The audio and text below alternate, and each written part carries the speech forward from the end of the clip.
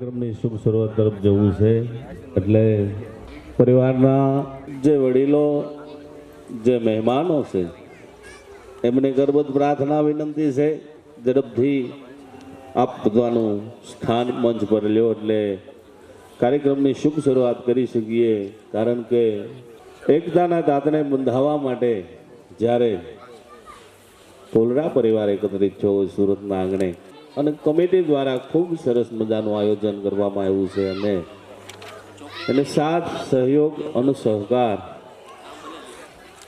આપના દ્વારા મળે એથી વિશેષ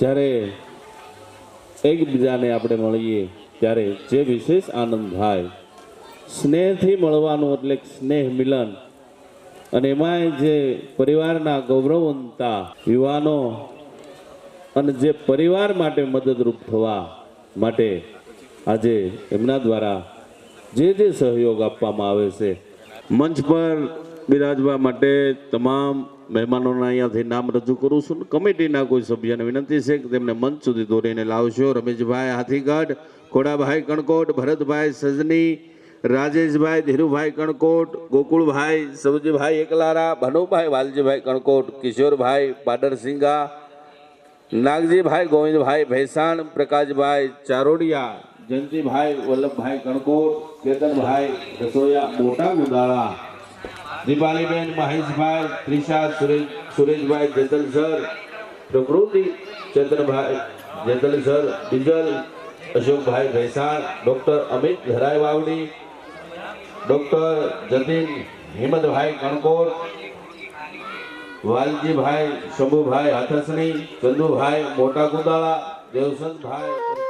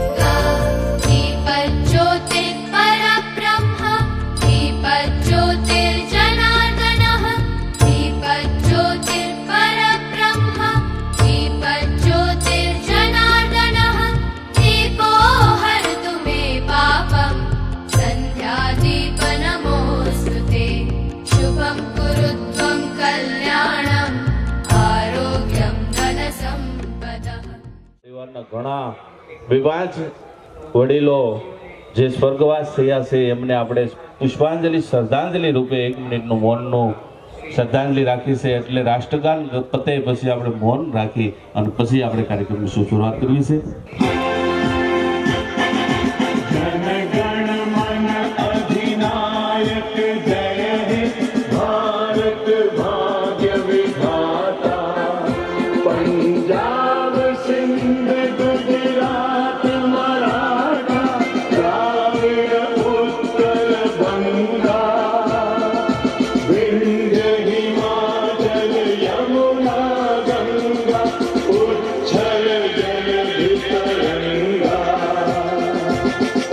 शुभ नामे जागे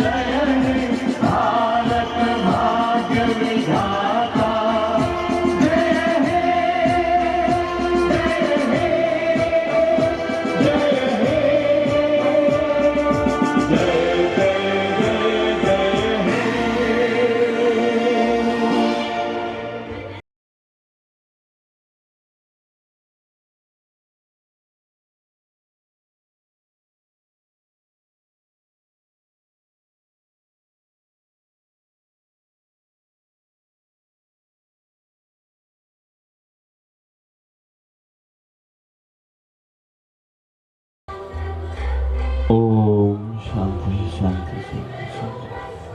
અને જ્યારે જ્યારે સન્માન થતું હોય ત્યારે કેવું તો ન પડે, કારણ કે પણ એમને આપણે બતાવશું.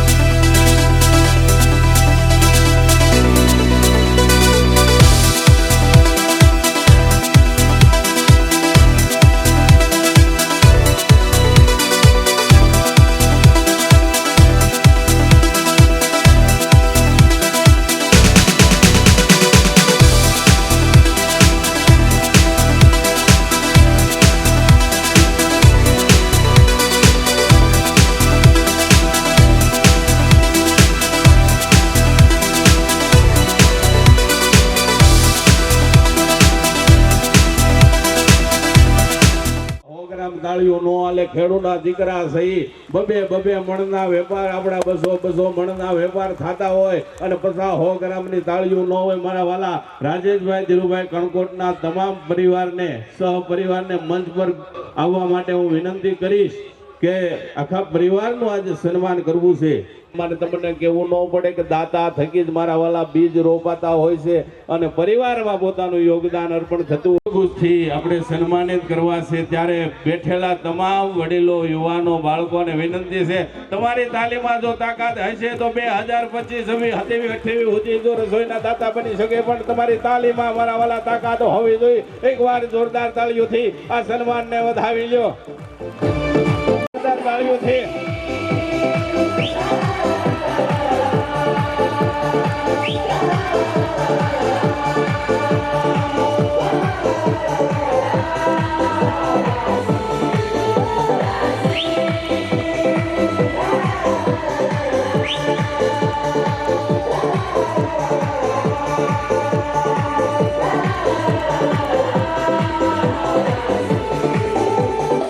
જોરદાર તાળીઓથી આપણે આ સન્માનને બતાવશું.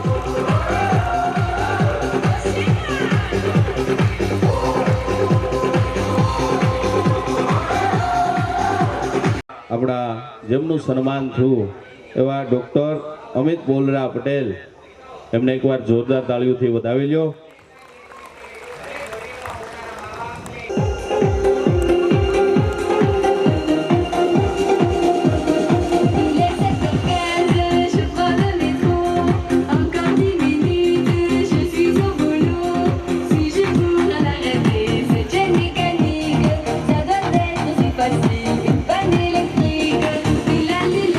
આજે આ સમારંભમાં જે સંમેલન છે તેમાં મને આટલું મોટું સ્થાન આપવા બદલ તમામ કમિટીનો ખૂબ ખૂબ આભાર માનું છું. આજના દિવસે મારે મેઇન તો જે મેડિકલ ફિલ્ડ છે જેની અવેરનેસ માટે મારે થોડું બે શબ્દો કહેવા છે કે કયા ડૉક્ટર કઈ બીમારી માટે કામ કરે છે તે મોટાભાગના લોકોને ખબર નથી હોતી. આપણે જનરલી કોઈ બી આપણા એક ફેમિલી ડૉક્ટર હોય એ જે કે એ ડૉક્ટરની પાસે આપણે આંખ બંધ કરીને જતા રહીએ છીએ, પણ એ ડૉક્ટરની ડિગ્રી શું છે, એ ડૉક્ટર કયા રોગનો નિષ્ણાત છે એ આપણને ખબર હોતી જ નથી મોસ્ટલી. કે જ્યારે એ ડૉક્ટર બી કંઈ સલાહ આપે તો આપણે પાછા આપણા ફેમિલી ડૉક્ટર પાસે જઈએ અને એ ફેમિલી ડૉક્ટર કહે કે આ ડૉક્ટર સારો નથી, આ ડૉક્ટર પાસે જાઓ, તો એ રીતે આપણે આંધળો વિશ્વાસ મૂકીને જતા હોઈએ છીએ. પણ ત્યારે આપણે એક ક્ષણ પણ વિચાર નથી કરતા કે આ ડૉક્ટરની ડિગ્રી શું છે.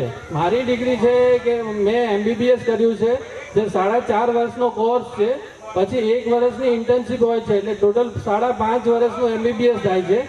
પછી એના પછી એન્ટ્રન્સ એક્ઝામ હોય છે, એનાથી જે સ્પેશિયાલિટી ફિલ્ડ ડિસાઇડ થતી હોય છે. એન્ટ્રન્સ એક્ઝામ આપ્યા પછી MD કે MS જે તમે ફિલ્ડમાં જવા માંગો છો એના માટે એન્ટ્રન્સ એક્ઝામ આવે છે. એન્ટ્રન્સ એક્ઝામ ક્લિયર થયા પછી MD કે MS, MD ડૉક્ટર એટલે કે કોઈ બી રોગનું નિદાન કરશે, તપાસ કરશે અને એની દવા આપશે તમને. MD ડૉક્ટરની ડિગ્રી હોય એ ડૉક્ટર ઓપરેશન માટે એમની ફિલ્ડ ના આવે, અને ઓપરેશનની ફિલ્ડ છે તે MS ડૉક્ટરની છે. કોઈ પણ ડૉક્ટરની આગળ જ્યારે MS લાગેલું હોય તે ડૉક્ટર ઓપરેશન માટેનો સ્પેશિયાલિસ્ટ ડૉક્ટર છે. અને MS એ સ્પેશિયાલિટી છે કે MS દાખલા તરીકે કે MS જનરલ સર્જન છે, MS ગાયનેકોલોજીસ્ટ છે, MS ઓપ્થેલ્મોલોજી છે, કે બીજા કોઈ બી MS બ્રાન્ચ હોય એમાં એ ડૉક્ટર સર્જરી માટે જે નિદાન કરશે અને એ તકલીફની સર્જરી માટે એ એક્સપર્ટ હોય છે. અને મારી MS પછીની જે યુરોલોજી ડિગ્રી છે તે બીજા 3 વર્ષ MS પછી પાછી એન્ટ્રન્સ એક્ઝામ આવે અને એ આપ્યા પછી એ ક્લિયર કરો એટલે એ સુપર સ્પેશિયાલિટી કહેવાય. યુરોલોજી એટલે સુપર સ્પેશિયાલિટી કહેવાય. મૂત્રમાર્ગના સર્જન જે MS પછી થાય, એટલે કે MS પછી MBBS પછી MS પછી DNB અથવા તો MCH અથવા DNB હોય એ સુપર સ્પેશિયાલિટીમાં સર્જરી કરી શકે. અને DM અથવા DNB હોય, MD પછી જો DNB અથવા DNB કરેલું હોય તો એ ડૉક્ટર સુપર સ્પેશિયાલિટી મેડિકલ ફિલ્ડમાં હોય. દાખલા તરીકે કે DM ઓન્કોલોજી છે તો એ DM ઓન્કોલોજી એટલે કેન્સરના કીમોથેરાપીના નિષ્ણાત ગણાય. અને DM એન્ડોક્રિનોલોજીસ્ટ છે કે DM એ ડાયાબિટીસ કે બીજા કોઈ બી અંતઃસ્ત્રાવના નિષ્ણાત ગણાય. અને DM ન્યુરોલોજી છે તે મગજના કે સ્નાયુના કે ચેતાતંત્રના મેડિકલ ફિલ્ડના નિષ્ણાત ગણાય. એના બંને બ્રાન્ચમાં બંને એકબીજાના કોમ્પિટિટિવ હોય છે. કે યુરોલોજીને ફિલ્ડને રિલેટેડ છે મેડિકલ ફિલ્ડમાં છે તે DM નેફ્રોલોજી આવે કે જે ડાયાલિસિસના સ્પેશિયાલિસ્ટ છે. નેફ્રોલોજી ફિલ્ડવાળા ડૉક્ટરની પાસે તમે જઈને કહેશો કે સર્જરી કરી આપો તો એ ડૉક્ટર સર્જરી માટે ના જ પાડશે, કેમ કે એ ડૉક્ટરને સર્જરી ફિલ્ડનો એક્સપિરિયન્સ નથી અને એમનું ફિલ્ડ છે તે મેડિકલ ફિલ્ડ છે. એટલે કે એ તપાસ કરશે, એમનું નિદાન કરશે અને એમની સલાહ મુજબ દવાથી સારવાર કરશે. એટલે આ ફિલ્ડની માહિતી બહુ જ જરૂરી છે. તમે જ્યારે ડૉક્ટર પાસે જાઓ ત્યારે એ ડૉક્ટર કઈ ફિલ્ડના નિષ્ણાત છે, એ સર્જન છે કે મેડિકલ ફિલ્ડના નિષ્ણાત છે, એ તમારી પાસે નોલેજ હોવું જરૂરી છે. અમુક ડિગ્રીનું હું તમને કહીશ કે જે ડિગ્રી તમારે જોશો તો એમના પરથી તમને આઈડિયા આવશે કે આ ડૉક્ટર કયા રોગના નિષ્ણાત છે. સપોઝ કે MBBS, BHMS, BAMS એ ડૉક્ટર છે તે પ્રાઇમરી તપાસ કરશે અને પ્રાઇમરી સારવાર કરશે. એમના પછી આવશે એમડી કે એમએસ ડોક્ટર કે એમડી મેડિસિન છે તો એ તાવ શરદી ખાંસી કે જેમના ડાયાબિટીસ છે કે એમના પ્રાઇમરી નિદાન કરશે અને એમની તપાસ કરશે. એમના પછી આવશે કે સ્પેશિયાલિટી કે ડીએમ કાર્ડિયોલોજી છે તો એમ એ કાર્ડિયાક એટલે કે જે એમડી મેડિસિન ડોક્ટરે તપાસ કરેલી હશે કે એમને લાગશે કે આ થોડું સુપર સ્પેશિયાલિટી ડિગ્રી તરફ જવું પડશે તો એ કોઈને હૃદયનો પ્રોબ્લેમ હશે તો એ કાર્ડિયોલોજીને રિફર કરશે. એટલે કે હૃદયના પ્રોબ્લેમ રિલેટેડ જે ડૉક્ટર છે બેસ્ટ એ કાર્ડિયોલોજી ડિગ્રીવાળો ડૉક્ટર હશે.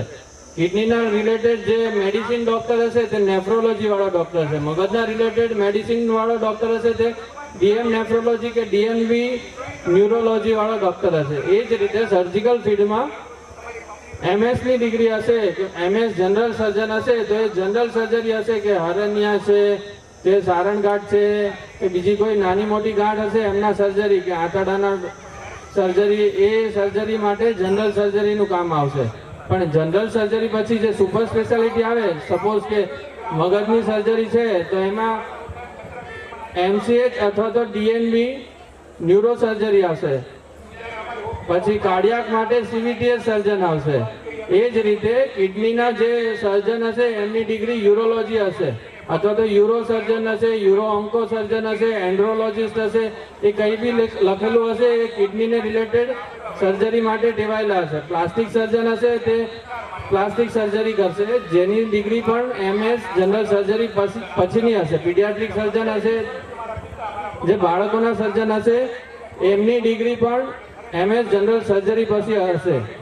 એટલે આ અવેરનેસ હોવી એ આપણા માટે ખૂબ જ અગત્યની છે અને એના માટે જ મેં તમને આ ટૂંકમાં માહિતી આપેલી છે. એમના વિશે જો તમારે વધારે માહિતી મેળવવી હોય તો મારો કોન્ટેક કરજો અને કમિટી પાસે મારો નંબર છે તો તમે કોન્ટેક કરી શકો છો.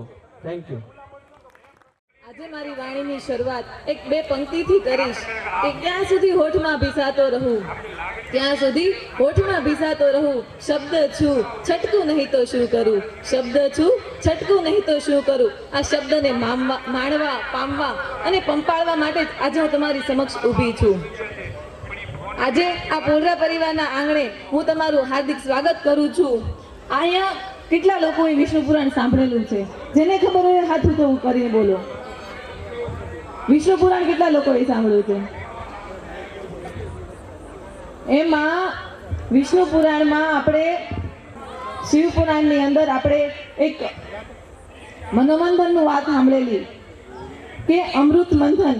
એમાં જ્યારે દેવો અને દૈત્યો જ્યારે અમૃત વલવતા હતા ત્યારે દૈત્યો આ બાજુ લઈ જાય અને દેવો આ બાજુ લઈ જાય ત્યારે કેટલાક તત્વો એમાંથી બહાર નીકળ્યા હતા.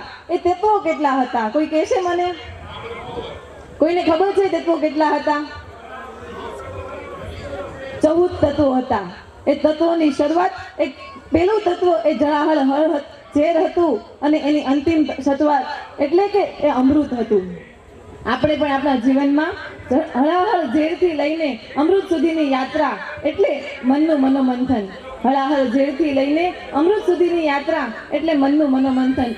આ વિષ્ણુ પુરાણ ઉપર આગળ વધીએ એ પહેલા હું તમને એક વાર્તા કહેવા માંગુ છું કે ચાર ચોકમાં એક બા કંઈક ગોતી રહ્યા હતા. બા જો કે દરજી હતા અને એ ચાર ચોકની વચ્ચે કંઈક ગોતી રહ્યા હતા અને ત્યાંથી બે યુવાનો નીકળ્યા તો એણે બાને પૂછ્યું કે બા તમે શું શોધી રહ્યા છો? તો બા કે હું મારી સોય શોધી રહી છું જે મારી ખોવાઈ ગઈ છે. યુવાનો કે તો તમે કહેતા હોય તો હું મદદ કરું? બા કે સારું કહેવાય, એમ પણ મારું વૃદ્ધાશ્રમ આવી ગયું છે અને મને વળવામાં પણ પ્રોબ્લેમ આવે છે. યુવાનોએ 5 મિનિટ ગોઈતું, 7 મિનિટ ગોઈતું, 10 મિનિટ ગોઈતું ત્યારે થાકી હારીને પાછા બાની પાસે જાય છે અને કહે છે કે બા તમે એક્ઝેક્ટ જગ્યા આપશો કે તમે કઈ જગ્યાએ સોય ખોવાણી છે? બા કે હા આપી શકું. તો યુવાનો કે કઈ જગ્યા? તો બા કે એ તો મારા ઝૂંપડામાં ખોવાણી છે. તો યુવાનો કે બા તમારી સોય તો ઝૂંપડામાં ખોવાણી હોય તો તમે અહીંયા કેમ ગોતો છો?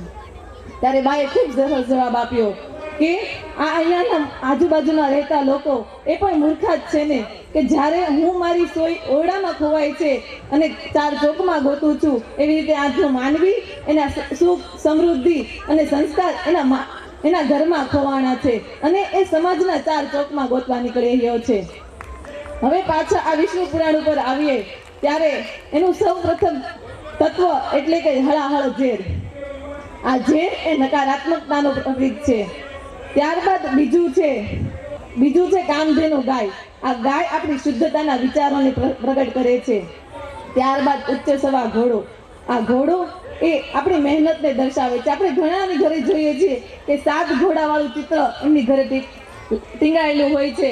એ ચિત્ર એ કહેવા માંગે છે કે મહેનત કરો અને પોતાની સફળતા સુધી પહોંચો. ચોથું છે ઔરાવત નામનો હાથી. આ હાથી એ ધીરજ અને સ્થિરતાનું પ્રતીક છે. પાંચમું છે કૌસ્તુંભિક મણિ. મણિ જેમ પોતાના પ્રકાશથી એનો આજુબાજુનો વિસ્તારને અંજવાળું આપે છે, એવી જ રીતે આપણે જ્ઞાનના પ્રકાશથી આપણા જીવનને એક પ્રકાશમય બનાવવાની વાત થાય છે. છઠ્ઠું છે કલ્પવૃક્ષ. આ કલ્પવૃક્ષ એ અનંત ઈચ્છાઓનું પ્રતીક છે કે આપણી ઈચ્છાઓને ત્યાં સુધી ન મારો કે જ્યાં સુધી એ પૂરી ન થાય. પાંચમું છે રંભા નામની અપ્સરા. આ અપ્સરા એ લાલચનું પ્રતીક છે. અહીંયા ઘણી દીકરીઓ ઉપસ્થિત છે ત્યારે હું એટલું કહેવા માંગીશ કે આ એ ઉંમર છે કે જ્યારે તમને અટ્રેક્શન તો બહુ બધાથી થશે. એ અટ્રેક્શન એ બીજું કંઈ નહીં પણ તમારી લાલચ જ છે. એ વસ્તુ મેળવવાની લાલચમાં તમે તમારું જીવન ના ગુમાવો. આઠમું છે લક્ષ્મી. લક્ષ્મી 2 રીતે આવે, એક તો નીતિથી અને એક તો અનીતિથી. નીતિથી આવે એ આપણા ઘરની લક્ષ્મી અને જે અનીતિથી આવે એ આપણા ઘરમાં સંપત્તિ.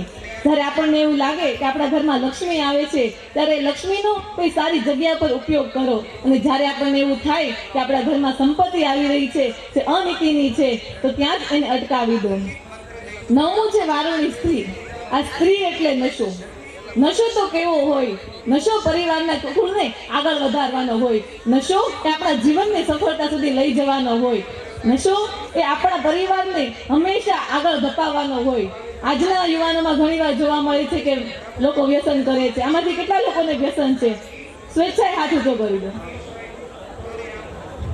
મારે મુકાવવું નથી, પણ આ વ્યસન છે. તમને એવું લાગે કે જો તમારા ઘરમાં રમતી દીકરી એની સાથે રમવા કરતાં તમને વ્યસનમાં વધારે મજા આવતી હોય તો તમે કરી શકો છો. આ વ્યસન એ આપણને આપણી દીકરીથી દૂર લઈ જાય છે. 10મું છે ચંદ્ર. બપોરના 12 વાગે આપણે ઉપર જોઈએ ને ત્યારે સૂર્ય તો આપણી ઉપર હોય છે પણ આપણને દેખાતો નથી. એટલે આ હળ આપણને એવું કહેવા માંગે છે કે ચંદ્રની જેમ શીતળ બનો. એ પોતાની આજુબાજુમાં પ્રકાશ પણ ફેલાવે છે અને શીતળતા પણ ફેલાવે છે. 11મું છે પંકજન્ય શંખ. આ શંખ એ ભગવાન શ્રી કૃષ્ણનો હતો. આ શંખ ભગવાન શ્રી કૃષ્ણએ જ્યારે રણભૂમિમાં વિજય પામ્યો હતો ત્યારે વગાડેલો હતો. એટલે આ શંખ આપણને એવું શીખવાડે છે કે આપણા જીવનમાં હંમેશા એક વિજય પ્રાપ્ત કરતા રહો અને આ પંચજન્ય શંખનો હંમેશા તમારા જીવનમાં આવકારતા રહો. 12મું છે પારિજાત. પારિજાતનું નામ તો સાંભળ્યું હશે. પારિજાત એ સુગંધનું પ્રતીક છે. આપણે આપણા જીવનમાં સારા કર્મો કરીને એક સુગંધમય વાતાવરણ પ્રસરાવવાનું છે. આજે આપણે 10 વર્ષના છોકરાને 100 રૂપિયાની કે 200 રૂપિયાની નોટ આપીએ અને એને કહીએ કે આ નોટમાં ચિત્ર છે એ કોનું છે? સ્વાભાવિક છે ને કહેવું નહીં પડે કે એ ગાંધીજી છે, કેમ કે ગાંધીજીના 100 વર્ષ પહેલાના કર્મો આજે પણ આપણને એટલા જ સુગંધમય બનાવે છે. 13મું છે અશ્વિની કુમાર. આ અશ્વિની કુમાર એ પરદુઃખ હરનારનું પ્રતીક છે કે આપણે આપણા જીવનમાં હંમેશા પોતાના દુઃખ માટે જ વગાડતા રહીએ છીએ અને પોતાના દુઃખની આજુબાજુ જ ફરતા રહીએ છીએ. ત્યારે આ અશ્વિની કુમાર આપણને કહે છે કે આ દુઃખમાંથી બહાર આવી બીજાના દુઃખ જોવો અને એને પણ હરવાની પ્રયત્ન કરો. 14મું અને અંતિમ એટલે કે અમૃત. જ્યારે અમૃતનું નામ આવે અને અમૃતત્વ એટલે મીરાબાઈ. મીરાબાઈને જ્યારે ખબર પણ નહોતી, એને ઝેરનો કળશ આપવામાં આવ્યો ત્યારે એણે એ પ્રસાદી સમજીને પીધું હતું એટલે એના ગળામાં એ અમૃત થઈ ગયું હતું. અહીંયા મારી વાતને એક કહેવા માંગુ છું કે સ્ત્રી હોય કે પુરુષ, આપણે કોના કોખમાં 9 મહિના ભર્યા છીએ, કોની કોખમાં આપણે એને પાટા માર્યા છીએ. આપણે જોઈએ છીએ કે નારાયણ એટલે 4 અક્ષરનો શબ્દ, કૃષ્ણ એટલે 2 અક્ષરનો શબ્દ, રામ એટલે 2 અક્ષરનો શબ્દ, અને એક જ અક્ષરમાં એક જ શબ્દમાં આખા સંસારને કોઈ સમાવી લેતું હોય તો એ શબ્દ એટલે માં. માં કેવી હોય એ કહું તો એક યુવાન દીકરી અને એક દીકરો એકબીજાના પ્રેમમાં હતા. ત્યારે દીકરીએ યુવાન પાસે એવી માંગ કરી કે મને માનું ધબકતું કાળજું જોતું છે. યુવાન તો પ્રેમમાં હતો એટલે કાળજું તો લાવવાનો જ. એટલે એ સીધો ઘરે ગયો અને એની માનું કાળજું એણે ચીરી લીધું. એ ચીરીને જ્યારે એ ધબકતું કાળજું એના હાથમાં લઈને ઘરના ઓરડા પાસે પહોંચ્યો ત્યારે ઉંબરે એને ઠેસ લાગી. એટલે કાળજું એના હાથમાંથી પગીને દૂર ફેલાયું અને કાળજામાંથી અવાજ આવ્યો કે દીકરા તને વાગ્યું તો નથી ને. આ શબ્દ એટલે માં, આ કાળજું એટલે માં. આજે હું અહીંયા સૌને એક વિનંતી કરું છું કે મારે માતૃવંદના કરાવી છે અહીંયા, તો બધા જ વડીલો હોય કે યુવાનો હોય, માતા બહેનો, તમામને વિનંતી કરું છું કે પોતાના સ્થાન પર ઊભા થાય, બે હાથ જોડી આંખો બંધ કરી આપણે જે અહીંયા માતૃત્વનું સોંગ વાગશે એ સોંગને આપણે એ માના સ્વરૂપમાં ઢાળવાનું છે. આપણે એ સોંગને અહીંયા માના સ્વરૂપમાં ઢાળીશું. આંખ બંધ કરીને ઊભા રહેશે અને તમારી હયાતમાં કે સ્વર્ગવાસ માને યાદ કરજો આ સોંગની સાથે.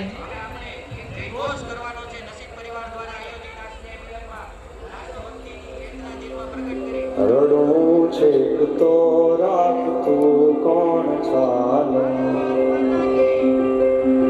મને દુખી દેખી દુખી કોણ થાતું, મહાહિતવાળી દયાળી જ માતું, હતો સુતો પારણે પૂતનાનો, રડું છે તો રાખતું કોણ છાનો, મને દુખી દેખી દુખી કોણ થાતું, મહાહિતવાળી દયાળી જ માતું, હતો હું સુતો પારણે પુત્રનાનો, રડું છે તો રાખતું કોણ છાનો, મને દુખી દેખી દુખી કોણ થાતું, મહાહિતવાળી દયાળી જ માતું. માથી મોટું કોઈ નહીં, ભલે ને હોય જગધર કે જગદીશ, સૌ કોઈ તમારે શ્રી અંબા આગળ આલિયા.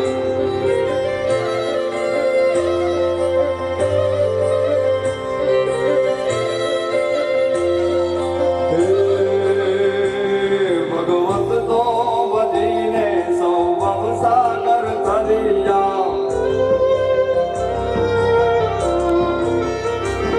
અને નામ રે ગતિએ પરમેશ્વર પણ મળ્યા. ભગવંત તો બધીને સૌ ભવસાગર તરિયા, નામ રે જપીને પરમેશ્વર પણ મળ્યા. હે તારે કોણ રે ખેલવા મુક્તિ નમાવું, તારાથી કરે દૂર ભક્તિ નમાવું. હે તારે કોણ રે ખેલવા મુક્તિ નમાવું, તારાથી કરે દૂર ભક્તિ નમાવું. સુકામાં સુવાડી વિને પોડી પોતે, પીડા પામુ કાંડે તજે સાદ પોતે, મને સુખ માટે કટું કોણ ખાતું, મહાહિતવાળી દયાળી જ માતું,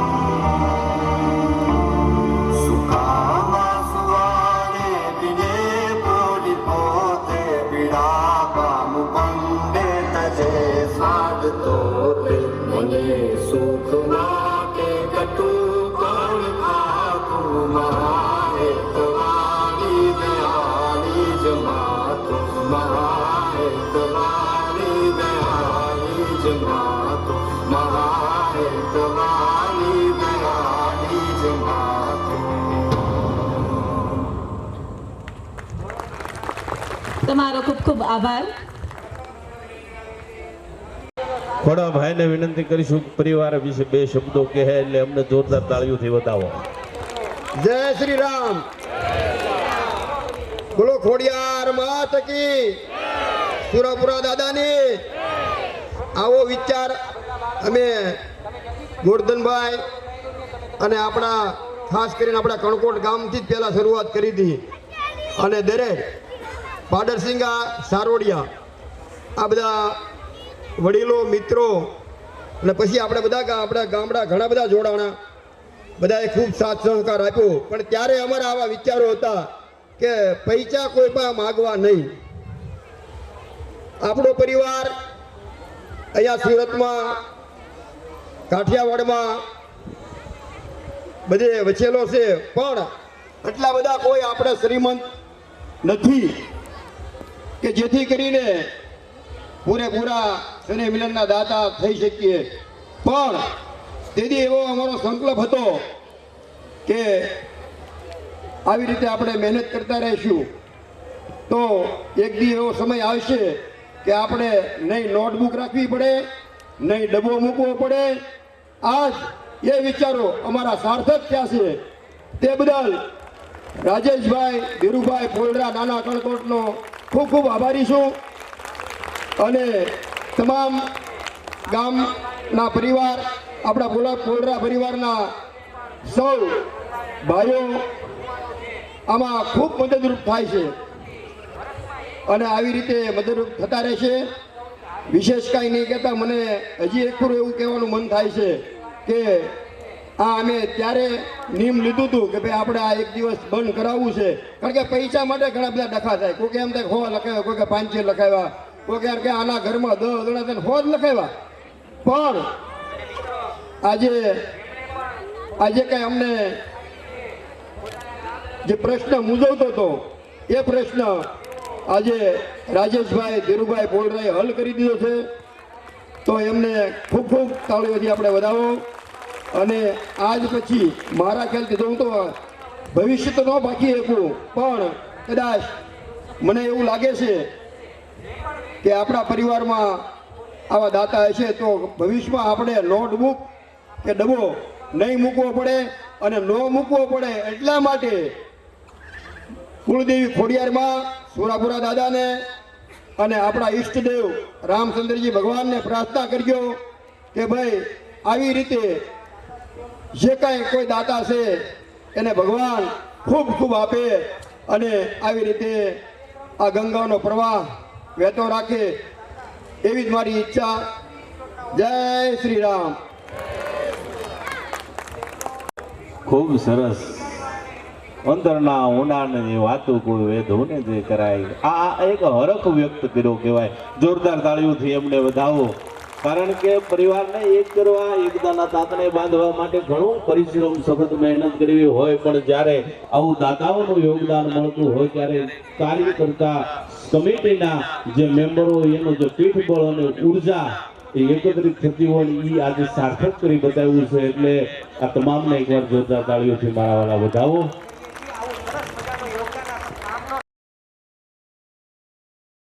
અહીંયા ઉપસ્થિત તમામ વાલા ભાઈ બહેનો, વડીલો, બાળકો, ટીનેજર્સ બધા આ પોલરા પરિવારના 13મા સ્નેહ મિલન વતી સમસ્ત પોલરા પરિવારના સભ્ય વતી તમારું હાર્દિક સ્વાગત છે. હું હેન્સી રાણપરિયા તમને વંદન કરું છું. અહીંયાના પોલરા પરિવારના કમિટી મેમ્બરો કે જેને મને મહેમાન તરીકે અહીંયા કંઈક ને કંઈક શૈક્ષણિક વિશે, કંઈક ને કંઈક પરિવાર વિશે બોલવા માટે ઉપસ્થિત કરી છે.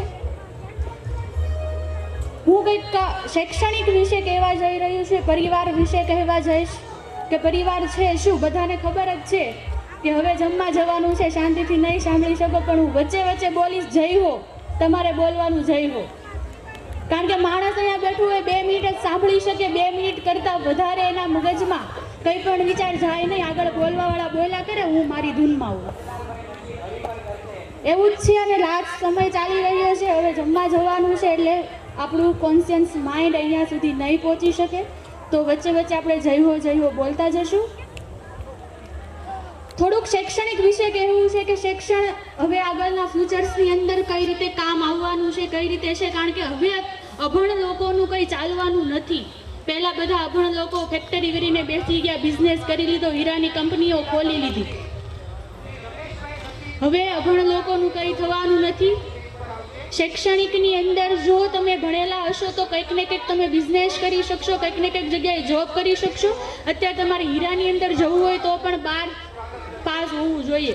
થઈ ગયું છે, અહીંયા બેઠેલા હશે જે હીરા ઘસતા હશે ને ખબર હશે કે 12 સુધી ભણેલો હોય તો તમને હીરાની અંદર લઈ પછી ગમે આપણે બધી બીજી વસ્તુ ગોતવાની. તો આ શૈક્ષણિક જીવનની અંદર કેટલું મહત્વનું છે અહીંયાના બાળકોને કહેવું છે, એમના મમ્મી પપ્પાઓને કહેવું છે કે બાળકને કઈ રીતે આગળ વધારવું જોઈએ. કારણ કે બાળકને ખબર નથી, બસ 1 થી 10 ભણ્યા, 1 થી 10 પછી 11 12 આવશે, સ્કૂલમાં જઈએ મમ્મી મોકલે છે, ટ્યુશનમાં જઈએ મમ્મી મોકલે છે, 1 થી 12 ની અંદર જે પાઠ્યપુસ્તકમાં આવે છે ભણી લેશું ને રાજા આપણે. પણ એવું નથી. 1 થી 10 ધોરણ ભણેલા છોકરા છોકરીઓ પણ કંઈક ને કંઈક જગ્યાએ પહોંચી શકે છે જો એમના અંદર આવડત હોય, સ્કિલ હોય તો. પણ આવડત અને સ્કિલ લાવશું ક્યાંથી? તો મમ્મી પપ્પાને ખબર હોય કે ડાન્સ ક્લાસ ચાલે છે, અહીંયા સંગીત ને નૃત્યના ક્લાસ ચાલે છે, એને કે એની અંદર ઇન્ટરેસ્ટ છે, એને ચિત્રકામનો ઇન્ટરેસ્ટ છે તો એની અંદર એને મોકલો. ધોરણ 10 પછી અને 12 પછી શું કરવું એ જ કોઈને ખબર નથી. તો તમારા પોલરા પરિવારની અંદર હું ક્યારની જોઈ રહ્યું છું કે કેટલા બધાઓ ડોક્ટર થઈ ગયા છે, કેટલા બધાઓ સીએ છે, કેટલા બધા બિઝનેસ કરે છે. પરિવાર છે એક સૂચન માટે જ આપતું હોય. આપણા વિદ્યાર્થીઓ મીન્સ કે આપણા બાળકોને કંઈ પ્રોબ્લેમ્સ આવે છે ભણવાની અંદર તો પરિવારની અંદર ઘણા બધા છે એટલે જ પરિવાર થાય કે મારા પરિવારની અંદર કોણ ડોક્ટર છે, કોણ સીએ છે, કોણ શિક્ષક છે, કે જે મારા પરિવારની અંદર મારા બાળકનું આની અંદર ઇન્ટરેસ્ટ છે તો આ ભાઈને મળાવું તો ફટાફટ આગળ જઈ શકશું. તો ઘણા બધા ડોક્ટર છે, જો ડોક્ટર બનવામાં ઇન્ટરેસ્ટ હોય તો તમે એને મળી શકો છો કે આગળની જર્ની કઈ રીતે થવાની છે. જો તમને મારી જેમ પ્રોફેસર બનવાની અંદર ઇન્ટરેસ્ટ હોય કે મારું નોલેજ છે હું મારી સામે બેઠેલા બાળકોને પીરસી શકું. હું અત્યારે 20 વર્ષની ઉંમરમાં 800 કરતાં વધારે બાળકોને ભણાવી ચૂકી છું. લાગુ છું મોટી પણ છું 20 વર્ષની જ. હવે હું 20 વર્ષની મારા પગમાં જ્યારે 25 વર્ષનું બાળક પડે કે મેડમ હું અત્યારે બહુ સારા એવા પોઝિશન ઉપર છું ત્યારે એ જ અચીવમેન્ટ મારું છે કે કઈ રીતે આવું છોકરાઓને મારા કરતાં વધારે પેકેજની અંદર અત્યારે કંપનીઓની અંદર કામ કરી રહ્યા છે. ઘણા બધાએ પોતાના ખુદના બિઝનેસ પણ કરી લીધા છે. તો એ જ વસ્તુ તમને કહેવા આવી છું કે બાળકોને કઈ રીતે આગળ વધારવા, શૈક્ષણિક ક્ષેત્રને કઈ રીતે આપવું. તો માતા પિતાને એક જ વિનંતી છે મારી કે બાળકને જેની અંદર ઇન્ટરેસ્ટ છે એની અંદર જવા દો. એને ધોરણ 10 પછી વધારે સારા એવા એને માર્ક્સ આવે છે તો તમે એમ કહો છો કે સાયન્સ લો, પણ એને સાયન્સની અંદર ઇન્ટરેસ્ટ જ નથી. 12 પછી એને ઘણા બધા સારા એવા પર્સન્ટેજ આવે તો તમે બધા એને બહાર મોકલી દો છો. કેનેડાનું ભવિષ્ય નથી બનાવવાનું, આપણે ભારતનું ભવિષ્ય બનાવવાનું છે. જો ભારતની અંદર તમે કોઈ પણ વસ્તુ તમે જોવા જશો તો તમારી પાસે ઘણા બધા એવા બિઝનેસ છે, ઘણી બધી એવી કંપનીઓ છે, ઘણા બધી એવી જોબ છે કે તમે તમારું કરિયર એની અંદર સારું એવું કરી શકો છો. પરાણે ભણાવવામાં કઈ રસ નથી. બાળકોને મારે એક સૂચના આપવી છે, એક સજેશન આપવું છે.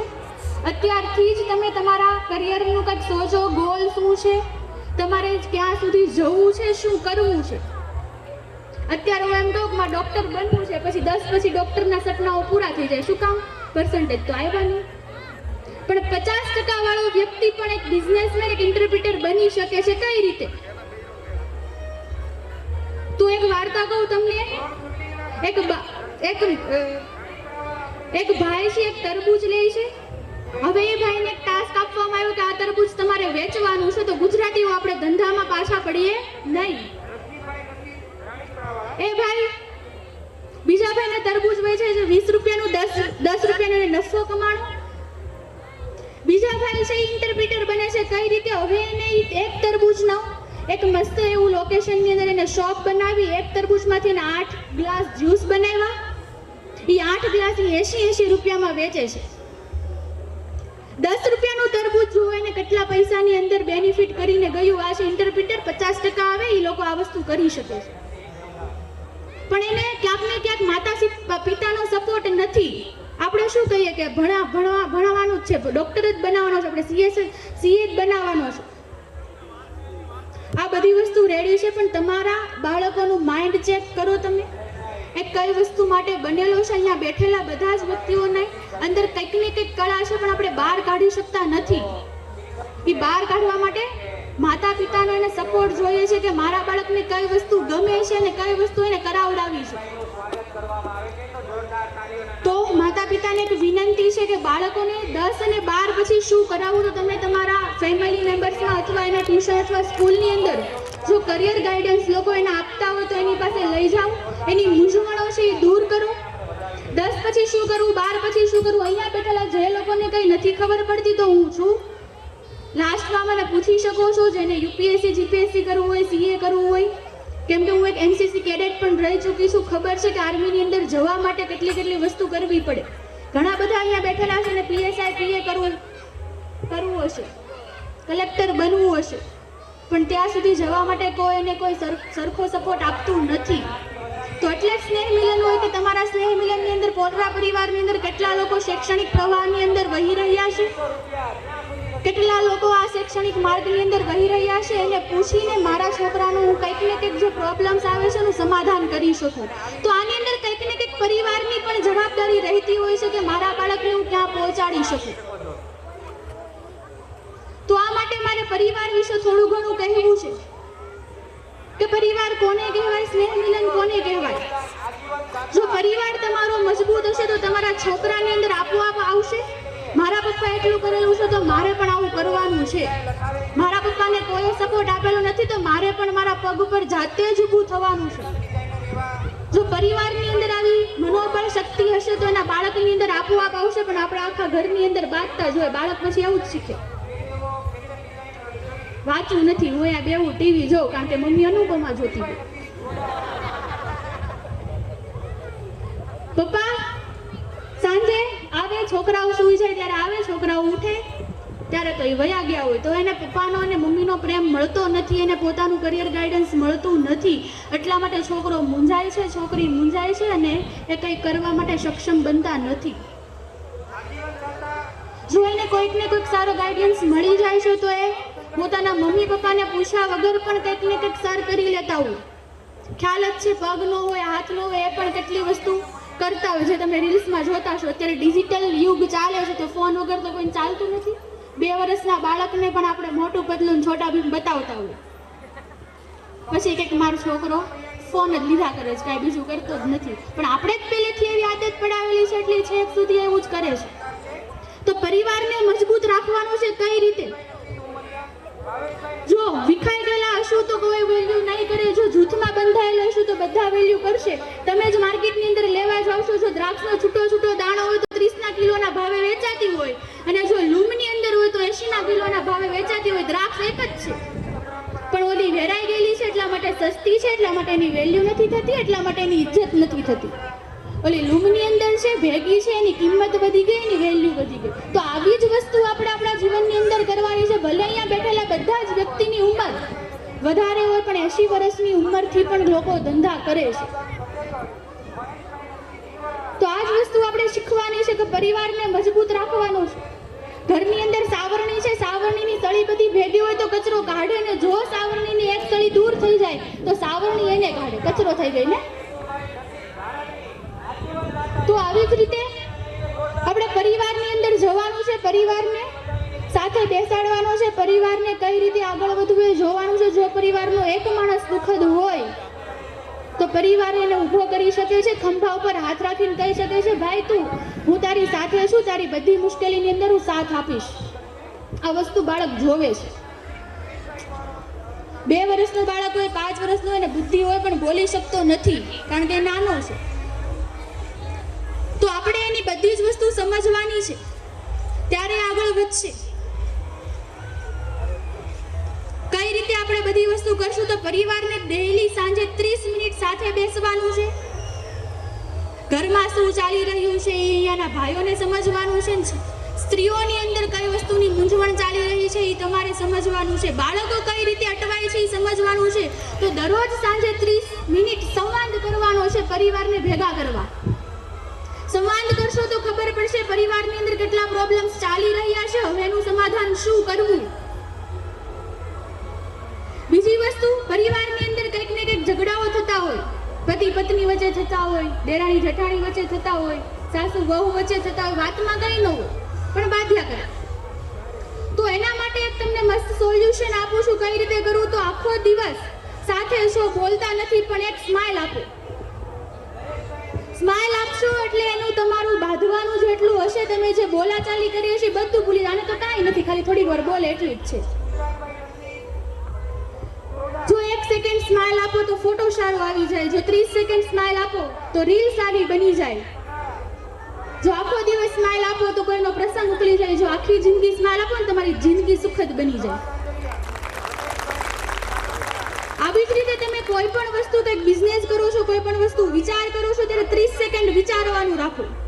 30 સેકન્ડ વિચારવું એટલે શું થાય, તમે ફટાફટી કોઈ પણ વસ્તુનો પ્રશ્નનો આન્સર આપી દો છો, પણ કઈ રીતે આપવું. એક વસ્તુ કહું તમને, 30 સેકન્ડ કેમ વિચારવું જોઈએ. એક ગામ હતું, ગામની અંદર ચબૂતરું હોય, ત્યાં એક ભાઈ દાણા નાખી રહ્યા હતા ને એક ભાઈ પથ્થર મારી રહ્યા હતા. આપણને કયો ભાઈ સારો લાગે? દાણા નાખતો હોય જ સારો લાગે ને, કેમ કે પક્ષીઓને દાણા નાખે છે. પણ 30 મિનિટ ખમો, જો કઈ રીતે એ આખું ચક્ર ચાલી રહ્યું છે. જે દાણા નાખે છે એ શિકારી છે, જે પથ્થર માને છે એ આપણો સામાન્ય માણસ છે જેને પક્ષીને બચાવવા છે. હવે કયો માણસ સારો લાગે? પથ્થર મારે એ. આવી જ રીતે થતું હોય આપણી સોસાયટીમાં, દરાણી જેઠાણીમાં, સાસુઓમાં. કચરો કાઢે છે, સોસાયટીના ફળિયાની અંદર વચ્ચે મૂક્યો છે, બાજુવાળા માસી આવીને કહે છે અહીંયા જ મૂકી જા, નાખી જરીને ઢંઢેરો પીટે. પણ ભાઈ થોડીક વાર તો ખમ, સુપડી લેવા ગઈ છે, થાય ને આવું. તો આવી જ રીતે ઘરની અંદર તમારે શરૂઆત કરવાની છે. અહીંયા બોલવાવાળા બોલીને વયા જશે, પણ તમારા જીવનની અંદર તમે કેટલું વસ્તુ પ્રેક્ટિકલ કરો છો એ વસ્તુ મહત્વની છે. કારણ કે અત્યારે પ્રેક્ટિકલ યુગ આવી રહ્યો છે. તમે જ્યારે કરવાની શરૂઆત કરશો, આખું ગામ તમારી સાથે હશે, આખું પરિવાર તમારી સાથે હશે. તમારે બીજાના જોઈને કઈ વસ્તુ કરવાની નથી. જીવનમાંથી કોણ શબ્દ કાઢી નાખજો, કોણ શું કરે છે, કોણ ક્યાં ગયું, કોણ કોની સાથે સંબંધ બંધાવે છે, કોણે આ કાર લીધી, કોણ ક્યાંથી પૈસા લાવે છે, મારું કોણ છે.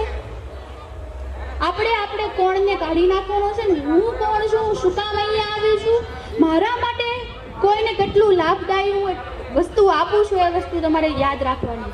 બાળકોને પણ એ જ કહેવાનું છે. બીજી વસ્તુ કે બાળકો ઉપર આપણે ગુસ્સો કરીએ છીએ એટલા માટે આપણું માનતો નથી, આપણું માનતી નથી, અને પ્રેમની જરૂર છે. જો પ્રેમ નહીં આપો તો એ બહારથી ગોતી લેશે. ખ્યાલ જ છે બધાને. ઘરે ઊંફ મળવી જોઈએ, પ્રેમ મળવી જોઈએ. પ્રેમ અને ઊંફ નથી મળતી તો એનું ભણવામાં ધ્યાન નથી રહેતું, અને બહારથી પ્રેમ ગોતે છે કે મને ક્યાંથી મારાપણું દેખાય. પપ્પા મારાપણું રાખતા જ નથી, આવતા જ નથી મારા પાસે, મમ્મી આવતી જ નથી, અનુપમામાં બેઠી હોય, પૂછતી જ નથી ભાઈ તાર શું ખાવું, શું બનાવવું, ક્યાં જાવું, કેમ જાવું, પૂછ્યા વગર વયો જાય, પૂછ્યા વગર આવી જાય. તો આને પ્રેમની જરૂર છે. પ્રેમની તાકાત કેવી હોય. તો ગુસ્સો કરવાનું બંધ કરો. જો ગુસ્સો કરશો તો તમારું મન બગડશે, તન બગડશે, હૃદય બગડશે, સ્વભાવ બગડશે, સંસ્કાર બગડશે, જીવન બગડશે. જો ગુસ્સાથી એટલું બધું બગડતું હોય તો એ વસ્તુ કરાય જ નહીં. તો આના માટે આપણે આપણા ચરિત્રને ગોતવાનું છે, આપણા વિચારોને ગોતવાના છીએ કે આપણી કરેલી ભૂલ ક્યાં આપણને નડે છે. જો આપણે આવી ભૂલ ના કરી હોત તો આપણે કયા સ્ટેજ ઉપર હોત, કઈ જગ્યાએ હોત. અહીંયા બેઠેલા તમામ લોકોને મારી વિનંતી છે કે હું એક્ટિવિટી કરાવવા માંગુ છું. પોતાના ફોન સાયલેન્ટ કરજો, આંખ બંધ કરીને પોતાની જગ્યાએ જ બેસવાનું છે. આપણે આપણા શરીરની જે સ્થિતિઓ છે, આપણા શરીરના જે વિચારો છે, હૃદય છે, મન છે, એને એક કરવું છે. કારણ કે તમારા સિવાય તમારા જીવનની અંદર તમારો સપોર્ટ કોઈ જ નથી કરવા. તમને તાવ આવે છે તો મારે જ સહેવાનું છે. દવા આપશે, તમારો પતિ છે એ દવાખાને લઈ જશે, પણ દુઃખ એ સહન નહીં કરી શકે. તો તમારે તમારા શરીર માટે જ એક સક્ષમ બનવાનું છે. જો તમે સક્ષમ હશો તો તમે બીજાને સક્ષમ બનાવી શકશો. અને તમારી પાસે જે સારું એવું નોલેજ છે એ કોઈકને શેર કરતા શીખો. જ્યારે તમે ઓટલે બેસવા જાઓ છો ત્યારે આવો મારા છોકરાને એટલા ટકા આવ્યા, મારે આમ આવ્યા, ઈગો ઉપર વાત આવી જાય. ઘરે છોકરા કહેતા હશે તું એની કમ્પેરિઝન મારા માટે હું કામ કરશું, હું 10,000 કમાઈને લાવું છું, રૂપિયા કમાઈને નથી લાવતું. તો તમારા છોકરાની અંદર કેટલી વસ્તુ છે એ જુઓ, એને એની ઇન્ટરેસ્ટ વસ્તુ ઉપર આગળ વધારો. એની ઉપર જ્યારે ઇન્ટરેસ્ટ હોય એની વસ્તુ જ્યારે બાળક કરે છે ત્યારે સામાન્ય બાળક કરતાં, સામાન્ય વ્યક્તિ કરતાં કંઈક ઊંચો હોયો જાય. કારણ કે એક વસ્તુ કહું તમને, ક્યાંક ફરવા ગયા હોય, પર્વત ઉપર 3 કિલોમીટર ચાલવાનું થાય કાંઈ તો આપણે ચાલી જઈએ છીએ, કારણ કે ફરવા એવા આપણી ઇન્ટરેસ્ટનો વસ્તુ છે કે આપણને ફરવા જવું ગમે છે. પણ ક્યાંક ગયા હોય ને ઘર સુધી આવવું હોય ને રિક્ષા ન મળતી હોય ને કિલોમીટરનું અંતર જો ઘર સુધી ચાલવાનું કહે તો હાશ થાકી ગયા એમ બોલે. ત્યાં 3 કિલોમીટર પર્વત ચડ્યા ત્યારે કાંઈ વસ્તુ નહોતી થતી અને અહીંયા ખાલી 1 કિલોમીટર ઘર સુધી પહોંચવું હતું ત્યારે હાશ થાકી ગયા આવતું હતું, કારણ કે આપણો ઇન્ટરેસ્ટનો વસ્તુ હતી એટલા માટે આપણને કાંઈ નહોતું થતું. તો તમે જ્યારે તમારા કામને ઇન્ટરેસ્ટ બનાવી દેશો, જ્યારે તમારા કામને તમે શોખ બનાવી દેશો, ત્યારે કોઈ પણ એવું વસ્તુ નથી કે તમે કરી નથી શકતા. તો હવે આપણા શરીરને એક ઉર્જા આપવી છે, આપણા વિચારોને એક કરવા છે, આપણા પરમાત્માને આપણે મળવું છે, તો આપણે આપણા શરીરને જ પહેલાં શાંત કરવું પડે. જો તમે શાંત થાવ તો તમને બધી વસ્તુ યાદ આવે, વિચાર આવે, નવા નવા સોલ્યુશન કરવાનું યાદ આવે. તો ફોનને સાયલેન્ટ કરી દેજો, આંખ બંધ કરીને તમારે પોતાના સ્થાન ઉપર જ બેસવાનું છે. પોતાની આંખ બંધ કરીને બેસી જજો પોતાની જગ્યા ઉપર જ, આંખ બંધ જ રાખવાની છે.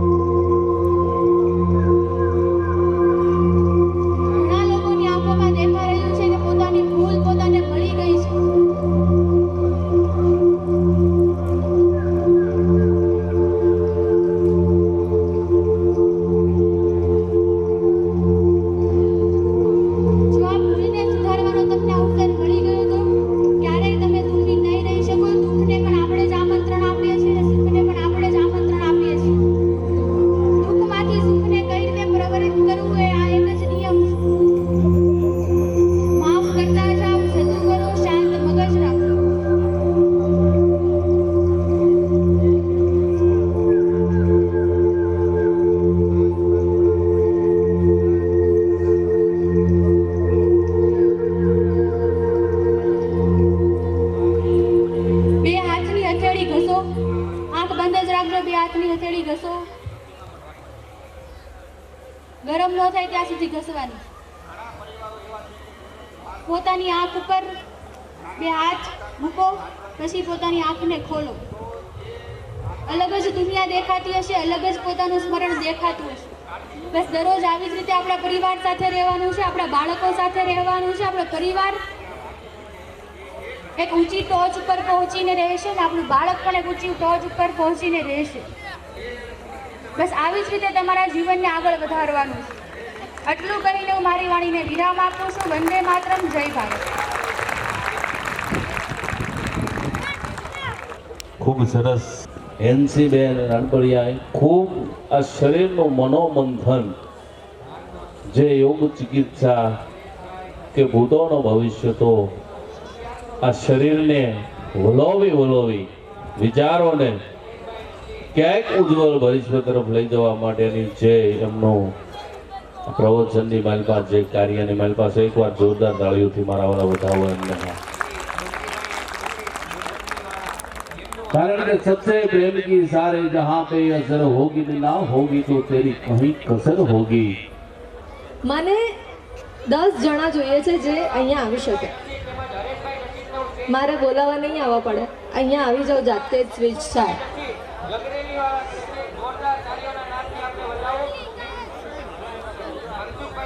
ઘણીવાર કેવું થાય ખબર, કે સ્ટેજ પર આવવાનો જે સફર છે ને એ બહુ લાંબો થઈ જાય. મોટા લોકો પણ આવશે તો ચાલશે, કારણ કે હું પૂછવાની એવું જ કંઈક છું જેનો જવાબ કદાચ એમણે એમના પપ્પાને કે પછી મોટા ભાઈને પૂછવો પડે. ઓકે, અહીંયાથી કોઈ